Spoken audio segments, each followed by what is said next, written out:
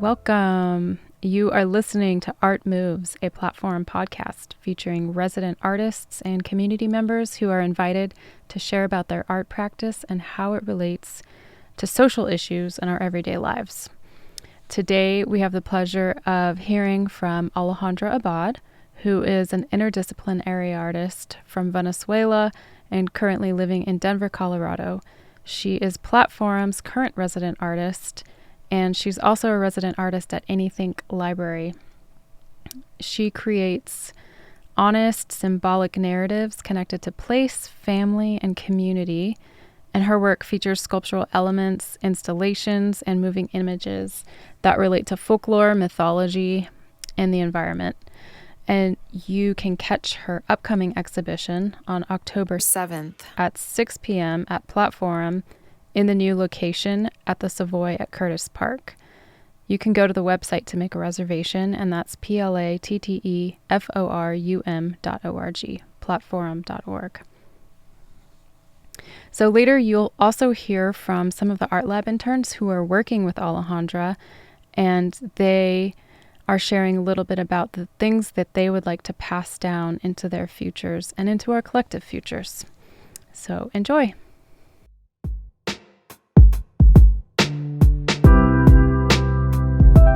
So I know that you do social practice type of artwork, and then you're also like a multidisciplinary artist, which I think those things go hand in hand. A lot of the time, I feel like a lot of people that do social practice are very multidisciplinary. How would you describe your work or like your process or, yeah?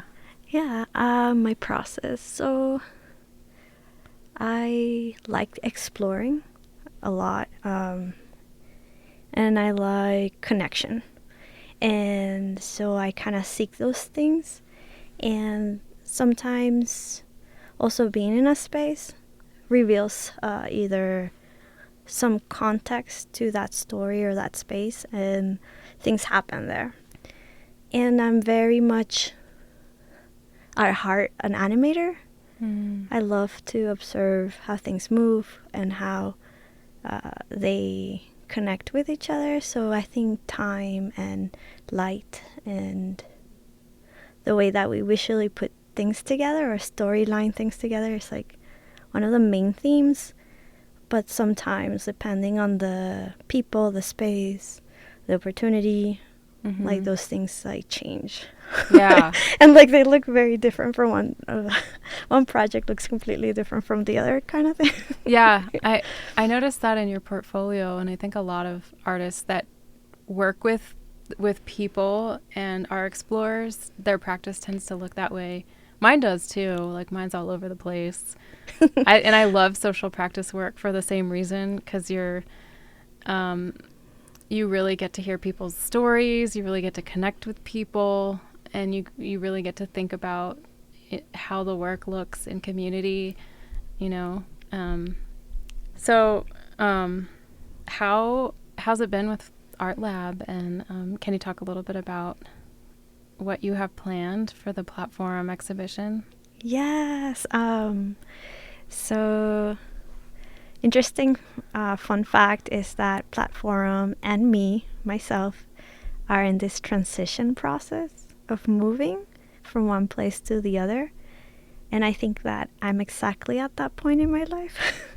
So we found each other, which is really nice. And I'm really loving everything about it. I'm loving how spontaneous a lot of the interactions have been, and not knowing what the space is, and like kind of thinking in my head how to approach like a space and how to think about the space and how to think about the people in that space that commute there, that go there, that exist there, and the relationships that they have there. And I really wanted to get to know them. So a lot of the everyday there seems like introductions and really like digging into memory lane and hopefully thinking about a collective future. And I think that a lot of conversations that are happening there every day make me go home and think about things and rethink things. And I think that's part of the process of what's going on there. Yeah. Okay. What brought you to the point of thinking about a collective future? I think that there's a lot of things going on that are being decided by very few people, and not a lot of them are have like intersections or connection to community or connection to the land or the space. And these decisions that have been made don't represent us. And I think communities are kinder and full of compassion and curiosity. And I think that thinking about imagining or reimagining the future is a step forward into dismantling a future that's planned for us. Does that make sense? Mm-hmm. Yeah. It's like a maybe more empowering way of going about it. Or Yeah, it can be. totally. Yeah. If there's already systems in place that tell you exactly who you're going to be in 10 years, that's really disheartening. Yeah. But kind of using curiosity to kind of rethink and have some sort of like connection and empathy and empowering tools, I think that brings us closer to each other and kind of opens paths. Do you have a collective future that like you specifically dream of or think about? Yes. I imagine that everyone can express themselves and have access to spaces, and that they can have housing and they can have education, and that they can feel that they're taken care of and therefore they want to take care of others. That's kind of like what I really want to put out there. Yeah. Like a place where there's enough abundance for everybody, and there's people recognize the people that help them, and there's like not this like figment of like I did it by myself. Right? It takes a village, right, to grow up and be supported. Also, I wonder if populations that fall through the cracks, if they were more supported, if there would be less crime and less mental illness and less just disgruntledness. I think so. I would like to think so. I would like to think that if we care for each other and we took care of each other, I think we would start seeing changes, like drastic changes. I mean, if, there's so much beautiful things that happen with such small budgets. And one of the biggest budgets for us is not education, it's not arts, right? It's the other stuff. So imagine if that was like flipped. Like that would be amazing. Yeah. Yeah.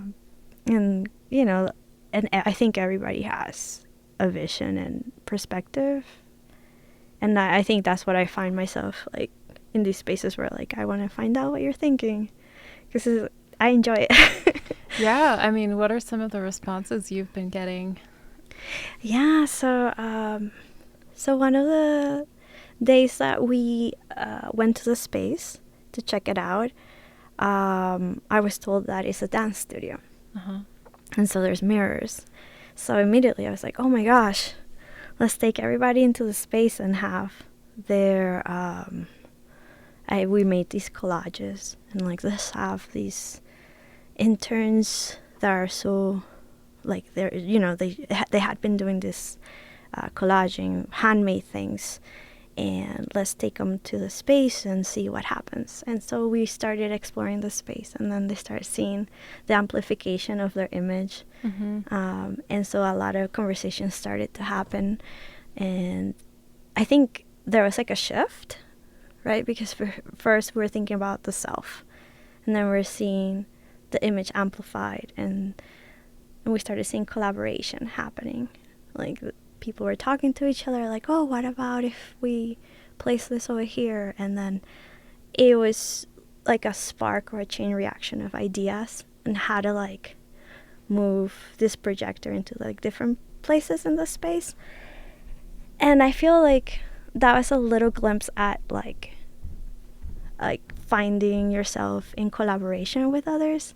And I think that was like really cool, and I could see it happening. And so the next workshop we had, I started narrowing it down, and I said, okay, well, the name of the exhibition is going to be Heirlooms.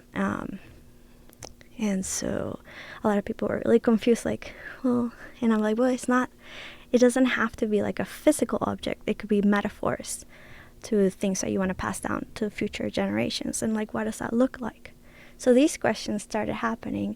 And so back to your question, some of these were friendship, compassion, self-worth.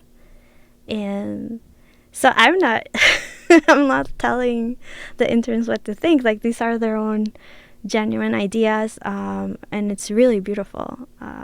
There was one that was about looking at yourself and appreciating who you are and accepting your body for what it is. And that really like made me think, like, yeah, like that makes sense. We can't be anybody else but who we are at this moment. Like, so why be so mean to ourselves, right? Yeah, I mean, when we're mean to ourselves, we're mean to other people generally. Yeah. I mean, I got some really good feedback today, and we'll play it at the end of the show. Some of the things that the interns said, I was really impressed, and like, I just thought it was really, really beautiful. It really sparks a sense of hope, at least for me, because I don't know what somebody else is thinking, and it's a vulnerable place to be, and one can only hope that we're just trying to heal traumas and trying to be a better person. And one of the interns told me that one of the most valuable things that they've learned is to forgive themselves. And that's I was like, yeah, that's what's up. Like, I'm learning here. Yeah, that's awesome. Yeah, so it's like really insightful, and it takes a lot of time to be quiet with each other also and slow down. I think often we're expected to just produce, or this activity looks like this, or this looks like that. And I really think that slowing down also, it's a really good way of come together and think together. And sometimes in that thinking together, like, ideas get passed down, and it creates something really beautiful that, like, I'm not even responsible for that. It's happening. How do you see all of these conversations and ideas kind of forming into the exhibition itself? I am so excited about it. The first step was seeing the space, and then the second step was introducing the space to the interns and letting them know that there's this audiovisual component. So their voices and the heirlooms that they're sharing are going to be not only projected onto the space, but they're also going to be heard. So I kind of said, this is kind of like a work of reflection, intention, and sharing.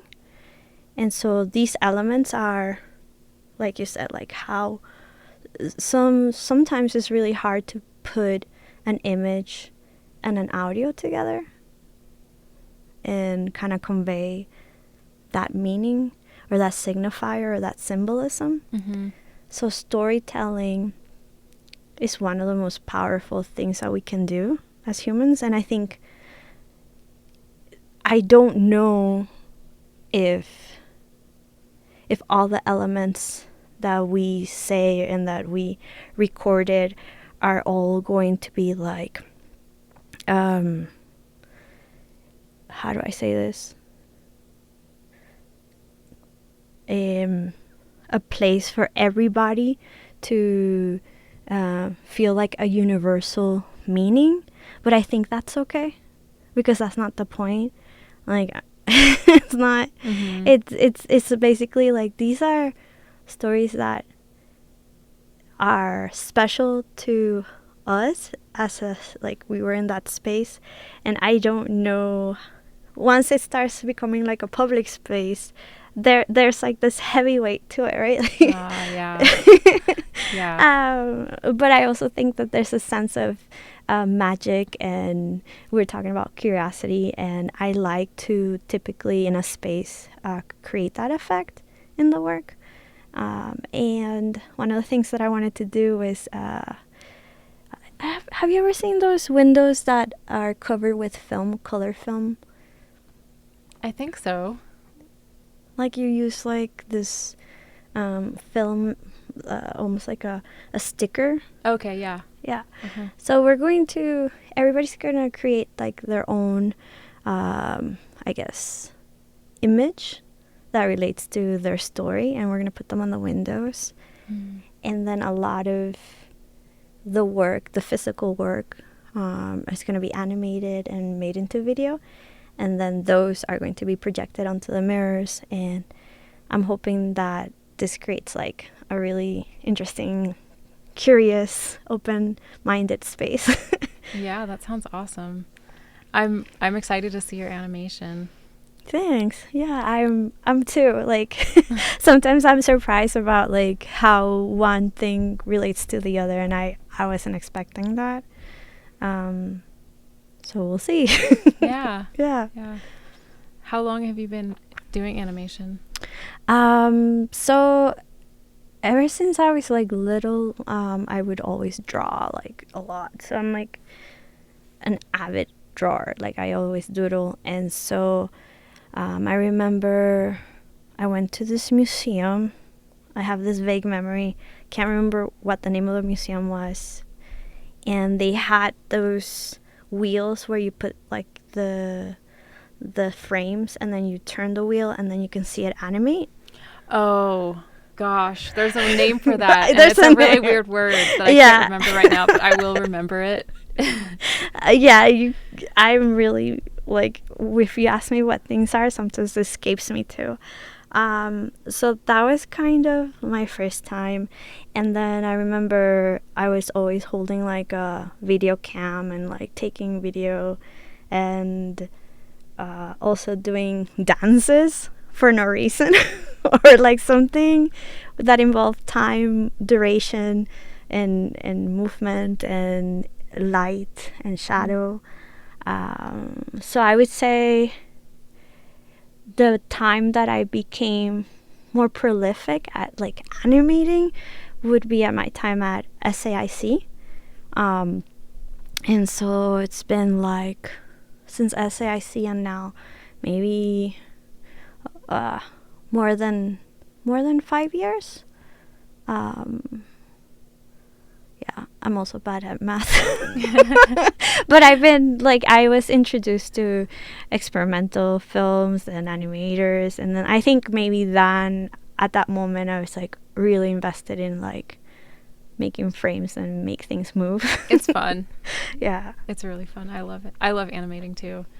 I just do it as a side thing, like occasionally make little animations for fun, you know? Yeah, and like loops and tiny loops. Or the flip books. Oh, well, yeah, like the flip books. I used to do the flip books all the time. We just put a bunch of pages together and then just see things move. Yeah. So I wanted to ask you what your process is like, because you have such a unique practice.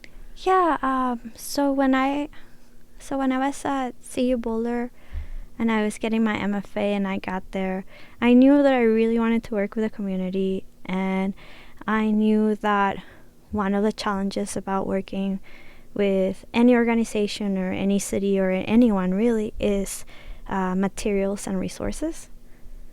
So I'm always trying to think about what can be done with materials, but kind of also with meaning, and what is kind of like an entry or an access point for those to kind of work together. Mm-hmm.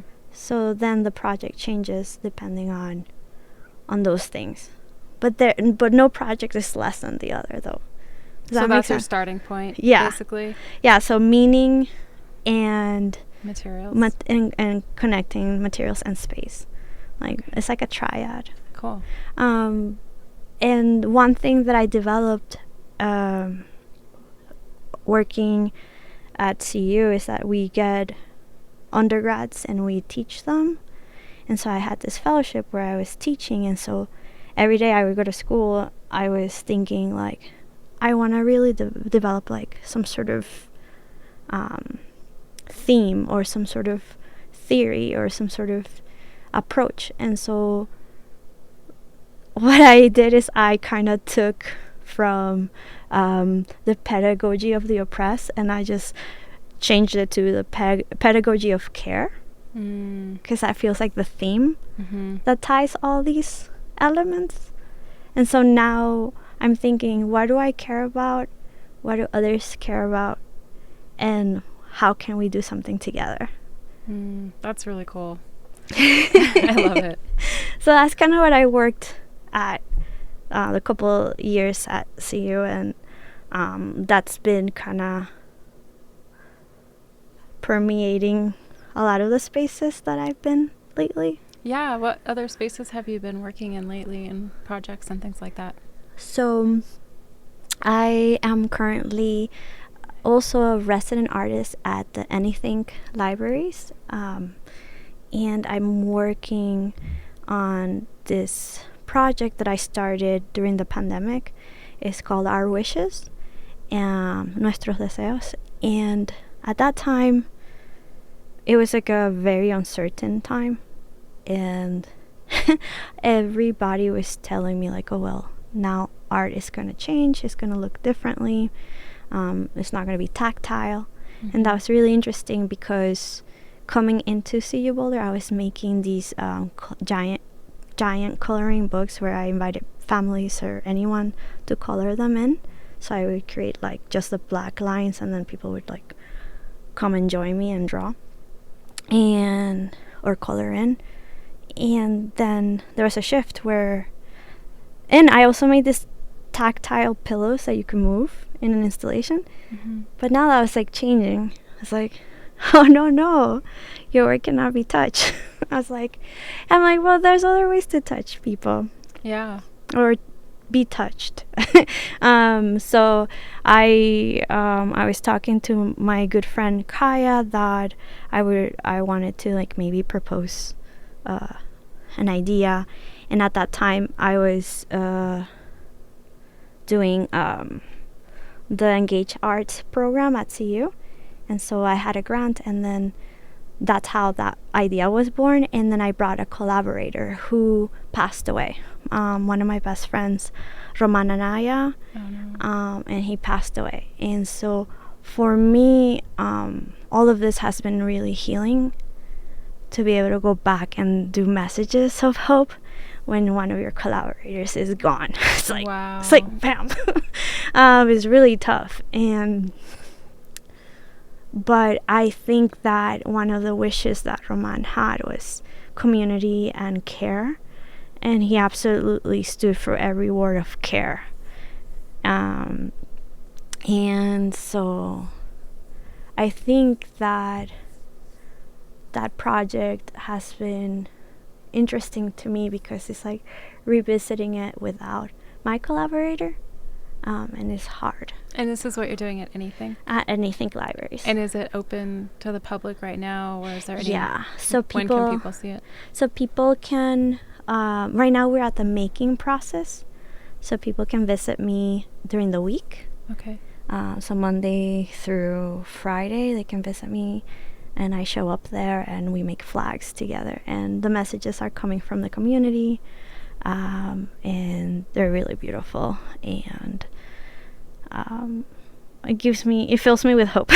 Yeah. And at a really strange time that not everybody has, access to vaccines in other countries, and we're so lucky to have this opportunity to move our collective future forward. And I don't know, I'm dealing with like really heavy subjects and trying to look at the brightness of it. Yeah, you're thinking about the future, and you're thinking about how can we care for ourselves. And I feel like these are things we should be thinking about right now with everything that's going on, instead of, I mean, there are things that can be empowering, Mm-hmm. And can lift you up in hard times. So I think that's really awesome. It makes me hopeful, and it makes me curious and grateful, because the more people I get to know through any of these like activations, it's like I'm making a new friend. And like,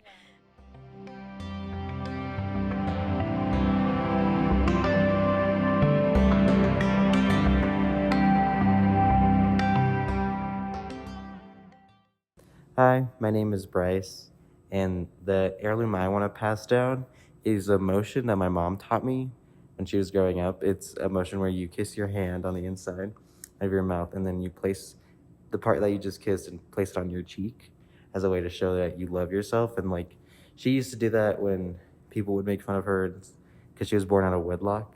So she was like, I don't care if you don't love me, I love myself very much. So I want to pass down that self-love and like the self-importance. My name is Daniela. My heirloom is my cat's collar.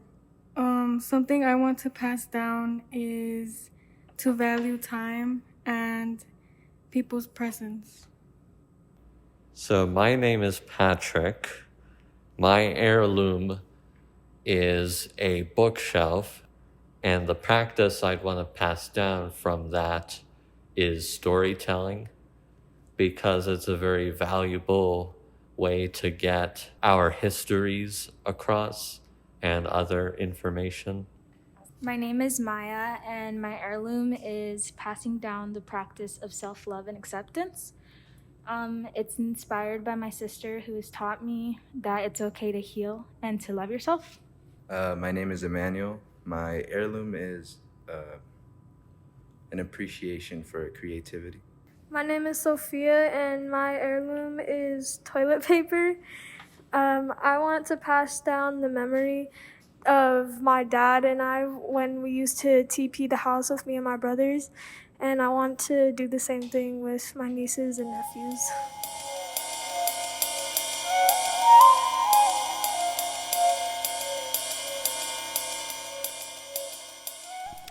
Thank you, everyone, for sticking with us and for listening to this episode. If you feel moved to make a donation to PlatteForum, you can visit our website at platteforum.org, PlatteForum, and hit the donate button to make a donation. We really appreciate all of the contributions made by all of our donors and community members. It really helps us put great programming out there and to continue to expand our programs for youth and artists.